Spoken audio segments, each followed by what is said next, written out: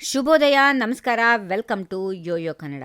ಕರ್ನಾಟಕದಲ್ಲಿ ಜಿಲ್ಲಾ ಮತ್ತು ತಾಲೂಕಾ ಪಂಚಾಯಿತಿ ಚುನಾವಣೆಗಳು ಬಹಳ ಕಾಲದಿಂದ ನೆನೆಗುದಿಗೆ ಬಿದ್ದಿದ್ದವು. ಮೀಸಲಾತಿ ಸಂಬಂಧಪಟ್ಟಂತೆ ಕೋರ್ಟ್ ಕೇಸ್ಗಳು ಮತ್ತು ಇತರ ಕಾನೂನು ತೊಡಕುಗಳಿಂದ ವಿಳಂಬವಾಗಿದ್ದ ಈ ಚುನಾವಣೆಗಳು ಇದೀಗ ಮುಂದಿನ 2 ಮತ್ತು 3 ತಿಂಗಳುಗಳ ಒಳಗೆ ನಡೆಯುವ ಸಾಧ್ಯತೆಗಳಿವೆ. ಉಪಮುಖ್ಯಮಂತ್ರಿ ಮತ್ತು ಕೆಪಿಸಿಸಿ ಅಧ್ಯಕ್ಷ ಡಿಕೆ ಶಿವಕುಮಾರ್ ಅವರು ಈ ಬಗ್ಗೆ ಮಹತ್ವದ ಸೂಚನೆಯನ್ನ ನೀಡಿದ್ದಾರೆ.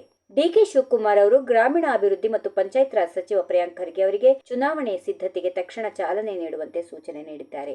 ಚುನಾವಣೆಗೆ ಸಂಬಂಧಪಟ್ಟಂತೆ ಕೇಸುಗಳನ್ನು ಬಗೆಹರಿಸಿ 2-3 ತಿಂಗಳುಗಳ ಒಳಗೆ ಚುನಾವಣೆ ನಡೆಸುವಂತೆ ಕ್ರಮ ಕೈಗೊಳ್ಳಿ ಎಂದು ಅವರು ಪ್ರಿಯಾಂಕ್ ಖರ್ಗೆ ಅವರಿಗೆ ನಿರ್ದೇಶನ ನೀಡಿದ್ದಾರೆ. ಈಗಿನಿಂದಲೇ ಚುನಾವಣೆ ಸಿದ್ಧತೆಗಳನ್ನು ಆರಂಭಿಸಬೇಕು ಎಂದು ಡಿಕೆಶಿ ಒತ್ತಿ ಹೇಳಿದ್ದಾರೆ. ಕಾಂಗ್ರೆಸ್ ಪಕ್ಷದಲ್ಲಿ ಚುನಾವಣೆ ಟಿಕೆಟ್ ವಿತರಣೆಯಲ್ಲಿ ಬೂತ್ ಮಟ್ಟದಲ್ಲಿ ಶ್ರಮ ವಹಿಸಿ ಕಾರ್ಯಕರ್ತರಿಗೆ ಪ್ರಾಮುಖ್ಯತೆ ನೀಡಲಾಗುವುದು ಎಂದು ಡಿಕೆ ಶಿವಕುಮಾರ್ ತಿಳಿಸಿದ್ದಾರೆ. ಬೂತ್ ಮಟ್ಟದಲ್ಲಿ ಕೆಲಸ ಮಾಡುವವರಿಗೆ ಅವಕಾಶ ನೀಡಲಾಗುವುದು, ನಾಯಕರ ಹಿಂದೆ ಓಡಾಡುವವರಿಗೆ ಅಲ್ಲ ಎಂದು ಅವರು ಸ್ಪಷ್ಟಪಡಿಸಿದ್ದಾರೆ. ಪಕ್ಷದ ಸಂಘಟನೆಯನ್ನ ಬಲಪಡಿಸುವ ನಿಟ್ಟಿನಲ್ಲಿ ರಾಜ್ಯಾದ್ಯಂತ 100 ಕಾಂಗ್ರೆಸ್ ಕಚೇರಿಗಳ ನಿರ್ಮಾಣ ಕಾರ್ಯ ನಡೆಯುತ್ತಿದೆ ಎಂದು ಡಿಕೆ ಶಿವಕುಮಾರ್ ತಿಳಿಸಿದ್ದಾರೆ. ಇದರಿಂದ ತಾಲೂಕಾ ಮತ್ತು ಜಿಲ್ಲಾ ಮಟ್ಟದ ಪಕ್ಷದ ಚಟುವಟಿಕೆಗಳು ಮತ್ತು ಹೆಚ್ಚು ಪರಿಣಾಮಕಾರಿಯಾಗಿ ಇರಲಿವೆ. ಕಾಂಗ್ರೆಸ್ ಪಕ್ಷದ ಅಡಿಪಾಯವನ್ನು ಬಲಗೊಳಿಸುವ ಈ ಕ್ರಮವು ಮುಂಬರುವ ಚುನಾವಣೆಗಳಲ್ಲಿ ಪಕ್ಷಕ್ಕೆ ಬಲ ನೀಡಲಿದೆ. ಕರ್ನಾಟಕದ ಗ್ರಾಮೀಣ ರಾಜಕಾರಣದಲ್ಲಿ ಜಿಲ್ಲಾ ತಾಲೂಕಾ ಪಂಚಾಯಿತಿ ಚುನಾವಣೆಗಳು ಮಹತ್ವದ್ದು. ಈ ಚುನಾವಣೆಗಳು ಸಮಯಕ್ಕೆ ನಡೆದರೆ ಗ್ರಾಮೀಣ ಅಭಿವೃದ್ಧಿ ಕಾರ್ಯಗಳು ವೇಗ ಪಡೆದುಕೊಳ್ಳುತ್ತವೆ.